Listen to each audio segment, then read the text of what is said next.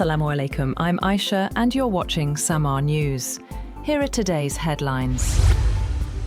Prime Minister Shehbaz Sharif says full efforts are underway to resolve remaining issues following talks between the United States and Iran in Islamabad. Addressing the federal cabinet, he said the ceasefire still holds and described the negotiations as a historic moment. The Prime Minister confirmed the two sides held direct, face-to-face talks for over 20 hours, adding that Pakistan's efforts helped bring both parties to the table and sustain the truce.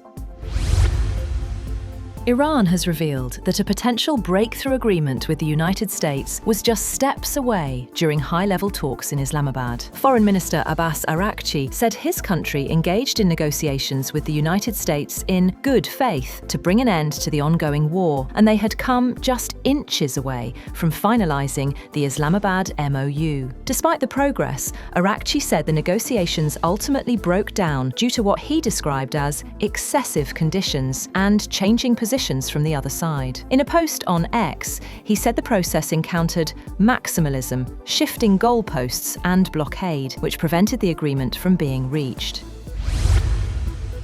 Iran's leadership has sharpened its response to escalating tensions with the United States, urging Washington to change course. Iranian President Masoud Pezeshkian said the United States must abandon its hardline policies if it wants to reach a meaningful agreement. In a message shared on social media, he wrote that if the American government abandons its totalitarianism and respects the rights of the Iranian nation, ways to reach an agreement will certainly be found. President Donald Trump has warned that Iranian ships approaching the U.S. blockade will be eliminated. In a social media post, he said vessels coming near the blockade of Iranian ports would face immediate action. The warning marks a further escalation in naval tensions as risks rise around the Strait of Hormuz.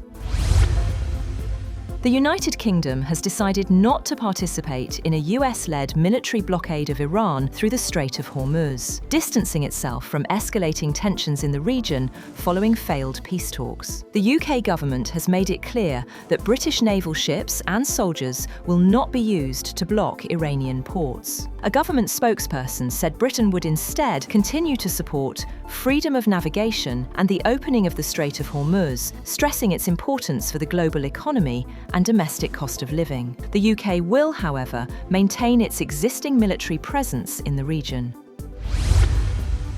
On the other hand, Iran's Revolutionary Guards say no port in the Gulf or the Sea of Oman will be safe if Iranian port security is threatened. In a televised statement, a spokesperson said Tehran would maintain control of the Strait of Hormuz and restrict passage to vessels linked to what it calls enemy forces. Meanwhile, maritime traffic through the Strait of Hormuz has come to a halt after President Donald Trump announced a U.S. naval blockade. Shipping data shows vessels turning back, with movement stopping soon after talks between Washington and Tehran ended without a deal. Experts say the strait is now under dual pressure from both U.S. and Iranian controls, raising the risk of confrontation and disrupting global energy flows.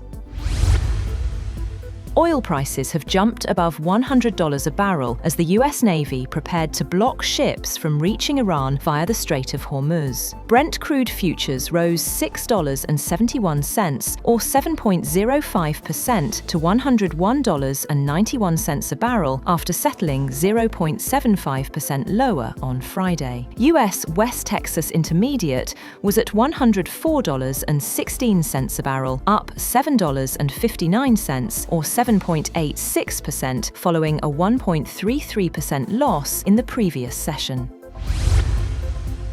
Benjamin Netanyahu, speaking at a cabinet meeting, says he held talks with US Vice President J.D. Vance regarding ongoing Iran negotiations. He added that Washington, under Donald Trump, is focused on ending Iran's enrichment program for years to come. Netanyahu said Israel fully supports the US position, including reported moves toward a naval blockade following Iran's violations. He stressed close US-Israel coordination and warned that the current ceasefire with Iran could collapse quickly.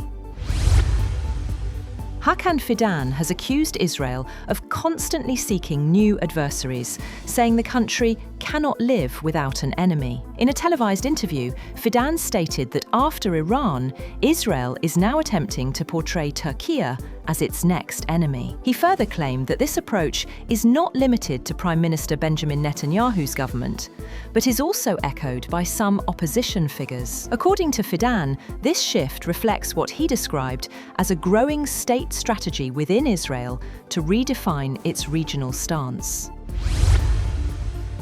US President Donald Trump has attacked Pope Leo following the pontiff's criticism of his foreign and immigration policies. Trump wrote in a post on Truth Social that Pope Leo is weak on crime and terrible for foreign policy. He also said that Leo should get his act together as Pope, later telling reporters he was not a big fan of the pontiff. Trump's broadside against Leo also accused him of being weak on nuclear weapons, several days after the Pope said the US president's threat to destroy Iranian civilization was truly unacceptable.